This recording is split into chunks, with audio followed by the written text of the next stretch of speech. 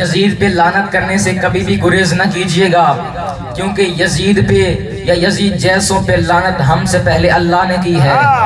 بہت اچھے، میں دلیل سے بات کروں گا، کیونکہ اللہ کا قرآن میں فیصلہ ہے الذین یؤذون اللہ ورسولہ لعنہم اللہ فی الدنیا والآخرہ، کہ جو لوگ اللہ اور اس کے رسول کو اذیت دیتے ہیں دنیا میں بھی ان پہ اللہ کی لعنت ہے، آخرت میں بھی ان پہ اللہ کی لعنت ہے۔ اور یاد رکھیے سامعین محترم، حسین کو اذیت دینے والا دراصل مصطفیٰ کو اذیت دینے والا ہے، مصطفیٰ کو اذیت دینے والا دراصل خدا کو اذیت دینے والا ہے۔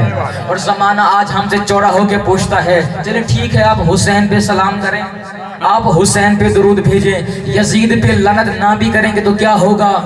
خبردار، یزید پہ یا یزید جیسوں پہ لعنت کرنا ہم نے قرآن سے سیکھا ہے۔ یزید پہ یا یزید جیسوں پہ لعنت کرنا ہمیں قرآن نے سکھایا ہے۔ اگر آپ قرآن کی طرف رجوع کریں تو اللہ نے قرآن میں جہاں اپنے حبیب کو مختلف القاب سے نوازا، کہیں سید الابرار کہا، کہیں احمد مختار کہا، کہیں حبیب غفار کہا، کہیں شافی یوم قرار کہا، چلتے آئیے گا، کہیں وارث زمزم کہا، کہیں قبلہ دو عالم کہا، کہیں خلق اول کہا، کہیں خلق اول کہا، کہیں وجہ تخلیق کائنات کہا۔ پہلا فکرہ آپ کی سماعتوں کی نظر کرنا چاہتا ہوں، کہیں اللہ نے اپنے حبیب کو سید ثقلین کہا، کہیں جد الحسن والحسین کہا۔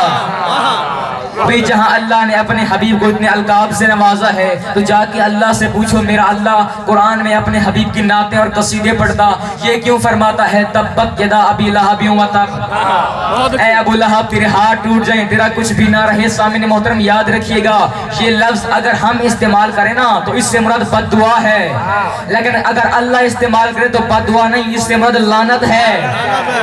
اللہ سے جا کے پوچھو، فکرہ پہلا ہے آپ کی سماعتوں کی نظر کرنا چاہتا ہوں، اللہ سے جا کے پوچھو میرا اللہ اپنے حبیب کی نعتیں پڑھتا، اپنے حبیب کے قصیدے پڑھتا، یہ ابو لہب پہ لعنت کیوں کر رہا ہے؟ بھائی آواز پروردگار تمہیں قانون دے رہا ہوں، جب اپنوں کی نعتیں اور قصیدے پڑھے جائیں نا تب تک محبت کے تقاضے پورے نہیں ہوتے جب تک اپنوں کے دشمنوں پہ لعنت نہ کی جائے۔ بہت اچھے، بہت اچھے، مولا سلامت رکھے آپ ماشاءاللہ۔ جب تک اپنوں کے دشمنوں پہ لعنت نہ کی جائے، اس لیے جہاں ہم حسین پہ سلام کرتے ہیں وہاں یزید پہ لعنت بھی کرتے ہیں۔